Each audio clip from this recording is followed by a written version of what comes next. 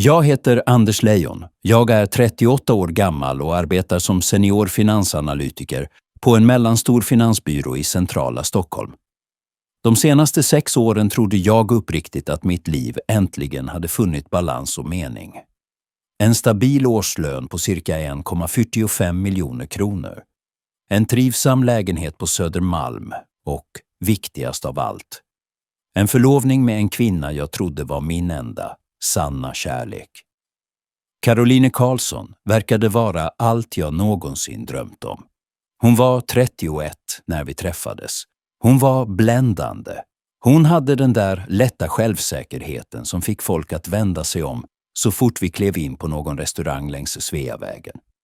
Vi träffades på en välgörenhetsgala i november 2019. Ett av de där tillställningarna där Stockholms överklass låtsas bry sig om goda ändamål medan de bytte visitkort över 1200 kronors drinkar.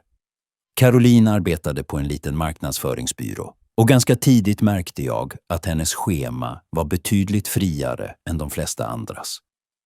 Första gången hon ställde in bröllopet var 2 veckor före ceremonin som skulle hållas i september 2021. Vi hade redan betalat en depositionsavgift på 180 000 kronor till Hotell Diplomat, skickat ut inbjudningar till 130 gäster och jag hade lagt ytterligare 60 000 kronor på hennes brudklänning i en exklusiv butik på Birger Jarlsgatan. Hennes förklaring var enkel. Hon sa att hon behövde mer tid för att hitta sig själv och att hon inte var redo för ett så allvarligt steg. Jag var förkrossad, men jag älskade henne fortfarande. Jag intalade mig att jag förstod, eller snarare, jag övertalade mig själv att göra det. Andra gången kom 10 månader senare, i juli 2022. Den här gången hade vi hyrt Bergianska trädgårdens för en sommarceremoni. Ytterligare 90 000 kronor i deposition försvann, plus förskottsbetalning för serveringen på restaurang Sturehof. Den här gången hade Caroline en ursäkt. Hennes mor hade diagnostiserats med bröstcancer och hon behövde fokusera på familjen. Jag kände mig som ett monstrum när ens en liten misstanke dök upp. Jag tröstade henne när hon grät, betalade hennes mors sjukvårdskostnader, omkring 50 000 kronor för räkningar och specialistbesök som inte täcktes av försäkringen. Och sa att vi skulle försöka igen när hon var redo. Det 3:e gången borde ha varit en varningsklocka för mig. Vi hade bestämt oss för en enkel, intim ceremoni på Moderna museet i maj 2023. Jag hade lärt mig att inte överdriva. Det kostade bara 60 000 kronor. Men 3 veckor före datumet erkände Caroline att hon hade panikattacker i samband med åtaganden och att hon behövde psykologhjälp. Då gick det upp för mig på riktigt. 3 bröllop, 3 avbokningar. 260 000 kronor slängda på depositioner utan att räkna med förlovningsringen som kostade mig 2,5 månadslöner. 270 000 kronor. Men det handlade inte bara om pengar. Jag började se själva mönstret. Under alla dessa avbokningar och uppskjutningar slutade Caroline aldrig att njuta av frieriets liv. Hon bodde gratis i min lägenhet på Södermalm, körde runt i en Volvo V40 som jag köpt och registrerat i hennes namn i början av 2020 och levde en livsstil som krävde åtminstone 850 000 kronor om året, även om hennes sporadiska marknadsföringsuppdrag aldrig kom i närheten av sådana inkomster. Hon gillade att visa upp 2-karatsringen i Stockholms finare barer. Hon gillade att berätta för alla om vårt kommande bröllop. Hon uppskattade statusen som fästmö till en framgångsrik professionell från Stockholm. Men hon hade aldrig tänkt gifta sig med mig. Den 4:e gången stod allt klart. Det var en tisdagskväll i juni 2023. Jag kom hem efter en lång dag med att analysera kvartalsrapporten för vår största kund. ett tillverkande företag i Malmö. Caroline satt i soffan och bläddrade i sin iPhone 12. Mellan andetagen, utan att ens titta på mig, sa hon att kanske borde skjuta upp bröllopsplanerna till hösten 2024. Jag bara tänker att vi behöver bli mer ekonomiskt stabila, sa hon. Ironin var uppenbar. Jag tjänade 1,45 miljoner kronor om året, hade 680 000 kronor i sparande och pensionsplaceringar som gav bättre avkastning än genomsnittet bland mina kollegor. Och hennes insats i våra utgifter under de senaste 3,5 åren var exakt 0. Den natten efter att hon hade lagt sig gjorde jag något jag aldrig gjort förut. Jag gick in i hennes telefon. Jag vet, det låter som ett brott mot förtroende, och kanske var det det.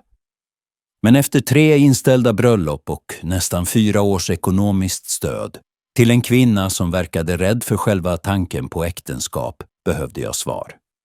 Lösenordet visade sig vara förutsägbart, 11-25, hennes födelsedag i november.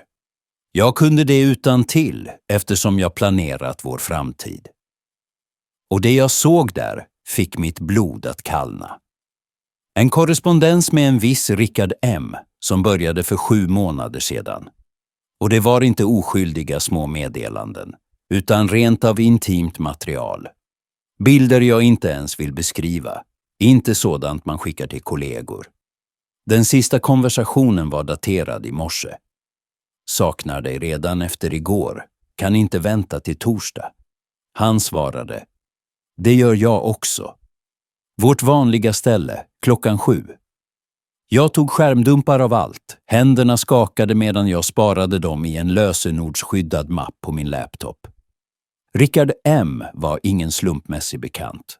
Utifrån konversationerna var han gift, hade tonårsbarn, bodde i en förort och arbetade inne i stan på en konsultfirma. De träffades regelbundet på Scandic Hotel Täby.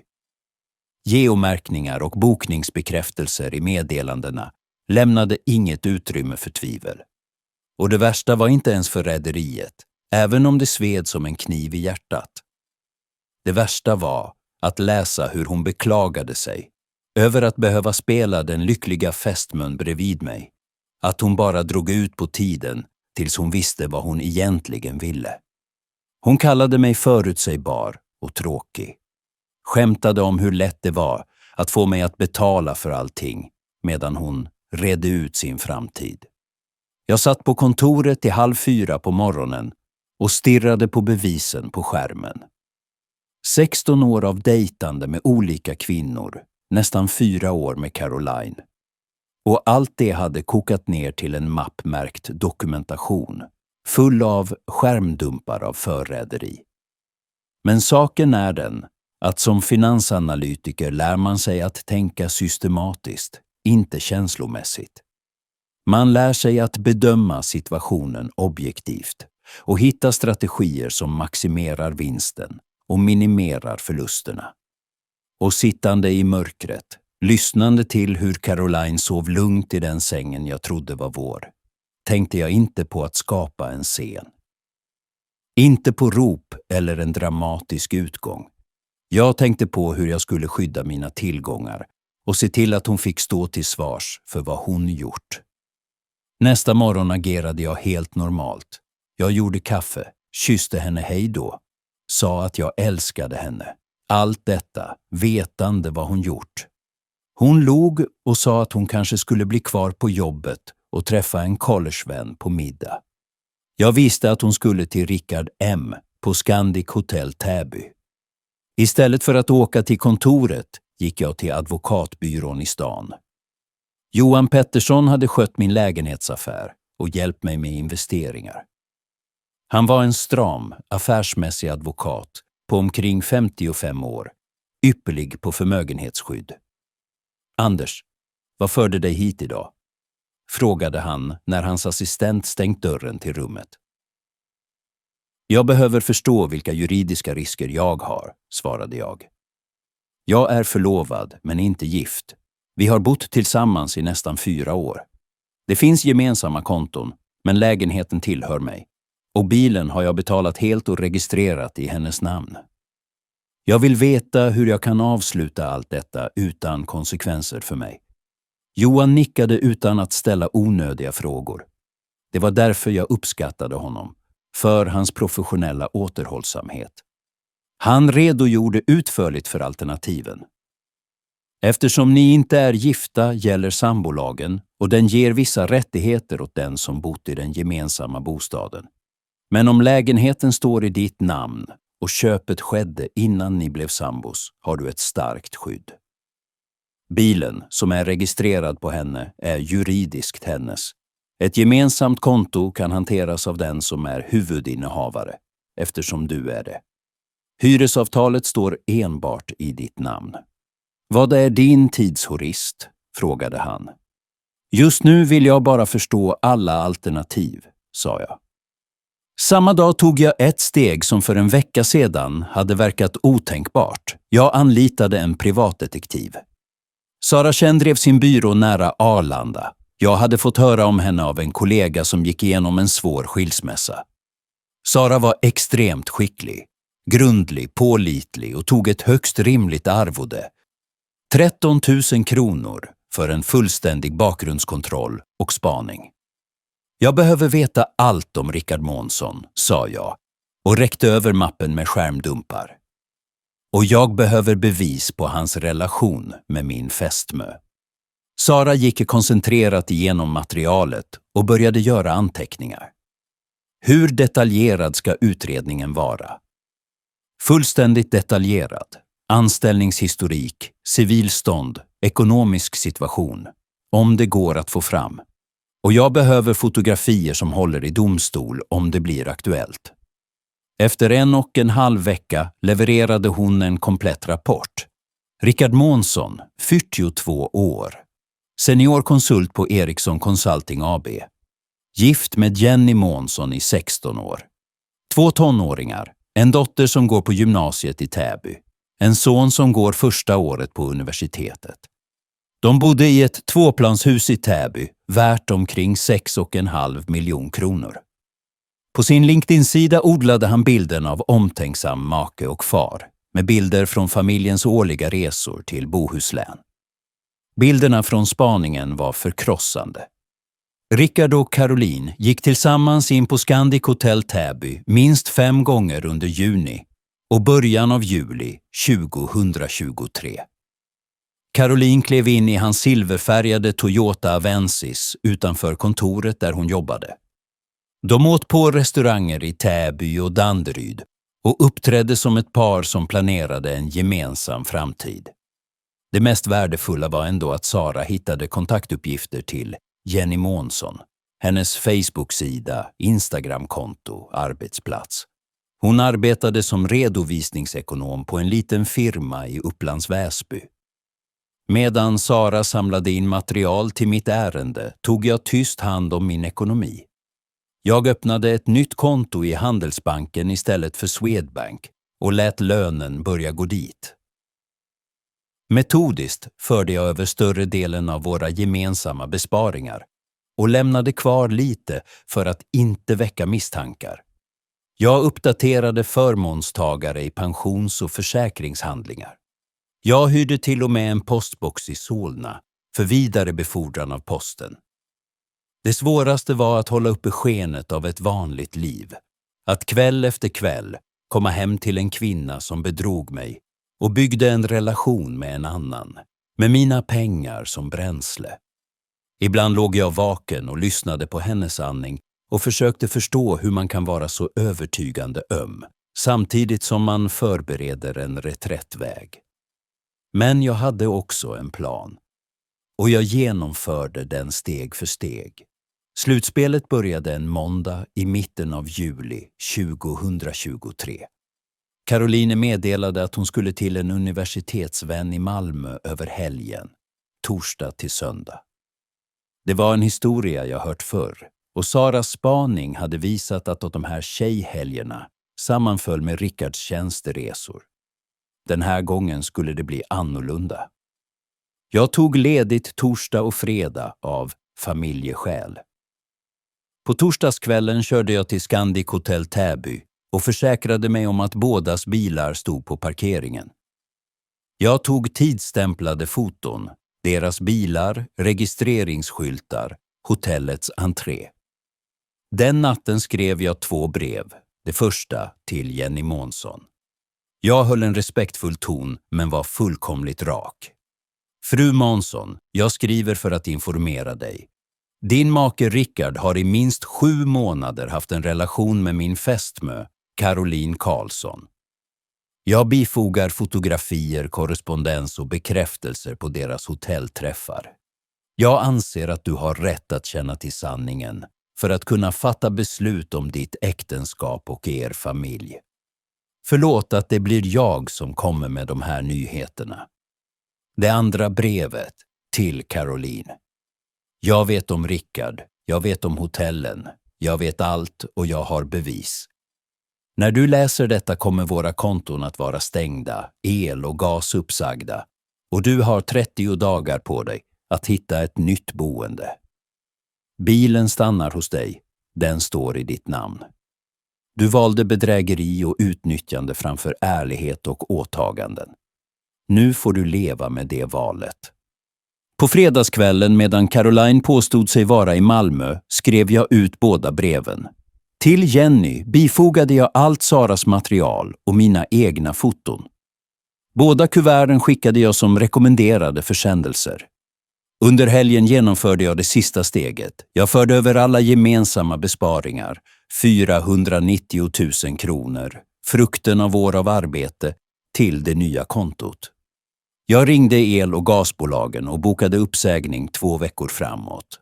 Jag förberedde ett uppsägningstillkännagivande med 30 dagars frist och bifogade kopian av hyresavtalet där jag stod som enda hyresgäst.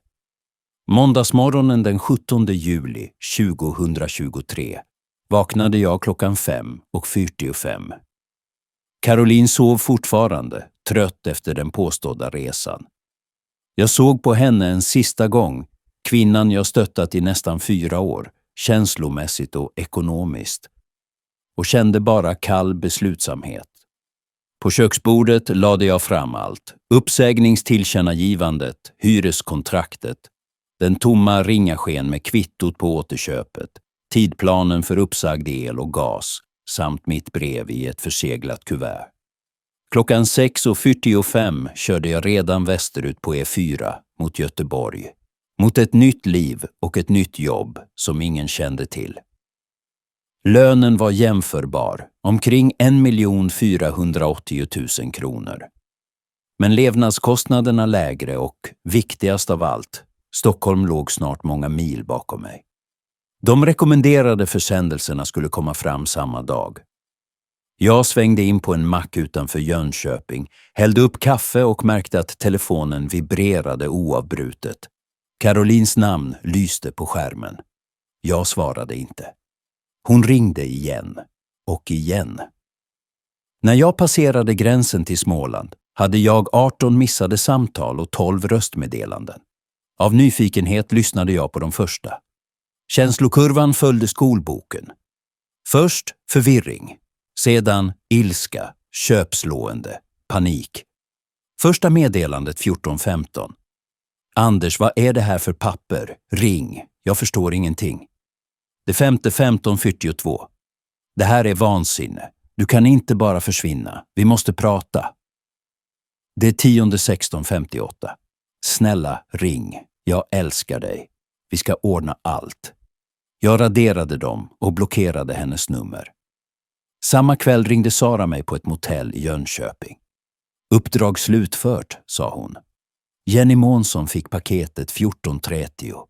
Gick hem från jobbet med hänvisning till familjeärenden. Grannarna hörde ett gräl i deras hus runt 5.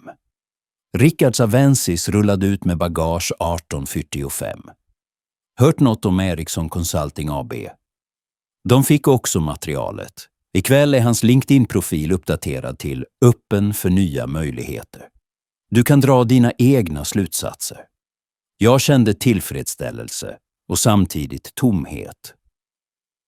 Rättvisan var skipad, men priset var 4 år av mitt liv. Under de följande veckorna fick jag via bekanta och sociala medier veta vad som hänt sedan. Caroline sprang runt och letade boende när el och gas verkligen stängdes av. Hennes inkomster från ströuppdrag i marknadsföring, omkring 12 000 kronor i månaden, kunde inte täcka hyran för en lägenhet på Södermalm på 27 000. Hon flyttade tillbaka till sina föräldrar i Täby. Ironiskt, eftersom hon själv brukade pika vuxna som inte klarar att leva på egen hand. Rickard Månssons liv rasade helt. Jenny skickade bevisen till alla, släktingar, vänner, barnens skolnätverk. Hans konsultkarriär var över. Det sista jag hörde via yrkesnätverket, han säljer försäkringar i Norrtälje. Göteborg visade sig vara perfekt för ett nytt liv. Efter att ha sålt lägenheten i Stockholm köpte jag ett 3-rumshus i Mölndal för cirka 4,2 miljoner, mindre än halva priset av mitt tidigare boende. Jag adopterade en hund från djurskyddet, en blandning med golden retriever som jag kallade Scout, och insåg att jag genuint trivdes i mitt eget sällskap. Kollegorna uppskattade mitt arbete, och för första gången på många år kände jag att jag levde på riktigt. 13 månader senare, i augusti 2024, mötte jag Amanda under en vandring i Bohuslän. Hon var veterinär, hade varit skild i 3 år, med 2 tonåriga tvillingar och en förbluffande rak kommunikationsstil. När jag berättade min historia lyssnade hon noga och sa en mening som fastnade djupt. En del människor ser i kärlek vad man kan ta. Andra ser vad man kan ge. Amanda och jag har varit tillsammans i exakt 1 år nu, sedan augusti 2025. I maj flyttade vi ihop efter 8 månaders samtal. Kompatibilitet, ekonomi, planer för framtiden. Hon står för sin rättvisa andel av utgifterna. Vi fattar beslut tillsammans. Och inte en enda gång har hon bett mig betala mer än vad som faktiskt är rimligt. Förra månaden förlovade vi oss och bestämde oss för ett enkelt bröllop i juni. Bara familjen och närmaste vänner, utan astronomiska depositioner och avbokningar. Jag tänker sällan på Caroline. Men när jag gör det är det snarare med tacksamhet än med bitterhet. Hon lärde mig att sann kärlek byggs på ärlighet, ömsesidiga uppoffringar och gemensamt arbete. Hon visade att generositet utan gensvar bara är en dyr självbedrägeri. Och viktigast av allt, hon bevisade att det bästa sättet att hämnas inte är skandaler och offentlig förnedring. Ibland är den bästa hämnden helt enkelt att inte låta sig utnyttjas och att bygga ett bättre liv med någon som verkligen värdesätter allt du för in i relationen.